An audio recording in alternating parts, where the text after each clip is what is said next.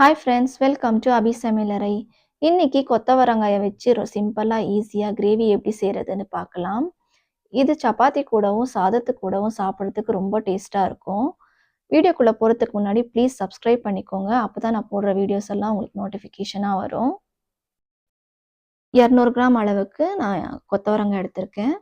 இதை பொடி பொடியா இந்த மாதிரி கட் பண்ணி எடுத்து வச்சிருக்கேன். இதை குக்கர்ல சேர்த்துக்கலாம். இந்த காய் மூழ்கிற அளவுக்கு நாம தண்ணி சேர்த்துக்கலாம்.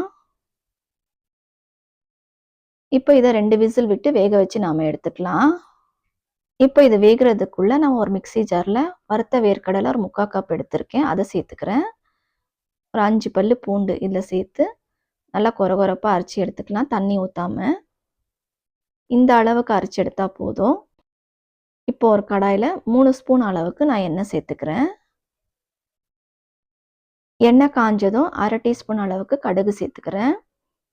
கடுகு பொரிஞ்சு வந்ததும் 2 பெரிய வெங்காயம் பொடி பொடியாக கட் பண்ணி எடுத்து வச்சிருக்கேன், அதை சேர்த்துக்கிறேன். கொஞ்சமாக கருவேப்பிலை சேர்த்து நல்லா வதக்கி எடுத்துக்கலாம். இது ரொம்ப வதங்கணுன்ற அவசியம் இல்லை, லைட்டாக வதங்கினாவே போதும்.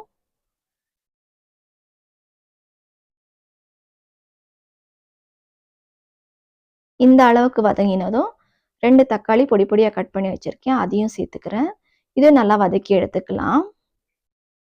தக்காளி எல்லாம் நல்லா சாஃப்டாக வதங்கி வரட்டும், அது வரைக்கும் நம்ம வதக்கி எடுத்துக்கலாம். இப்போ தக்காளி எல்லாம் நல்லா வதங்கி வந்துருச்சு. இந்த அளவுக்கு வதங்கினா போதும். இப்போ நம்ம வேக வச்சு எடுத்து வச்சிருக்கோம் இல்லையா, அந்த காயை நாம சேர்த்துக்கலாம். சீக்கிரம் செய்யணுன்றதுக்காக நான் குக்கரில் வேக வச்சு எடுத்திருக்கேன். நீங்கள் அப்படியே செய்கிறீங்கன்னா வெங்காயம் தக்காளி வதங்கினதும் காயை சேர்த்து இந்த மாதிரி வேக வச்சு எடுத்துக்கலாம். இப்போ இதில் கொஞ்சமாக புளி தண்ணி சேர்த்துக்கிறேன். இந்த அளவுக்கு எடுத்திருக்கேன். இப்போ அரைச்சி எடுத்து வச்சிருக்கிற வேர்க்கடலை பொடியை நம்ம இதில் சேர்த்துக்கலாம். இதையும் நல்லா மிக்ஸ் பண்ணி விட்டுக்கலாம். இந்த பொடி தாங்க இந்த கிரேவிக்கே டேஸ்ட் கொடுக்கும். இப்போ இதை நல்லா மிக்ஸ் பண்ணி விட்டுக்கலாம்.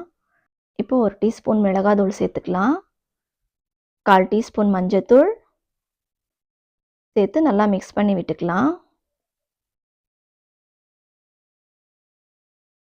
இப்போ இதுக்கு தேவையான அளவு தண்ணி ஊற்றி நல்லா மிக்ஸ் பண்ணி விட்டுக்கலாம்.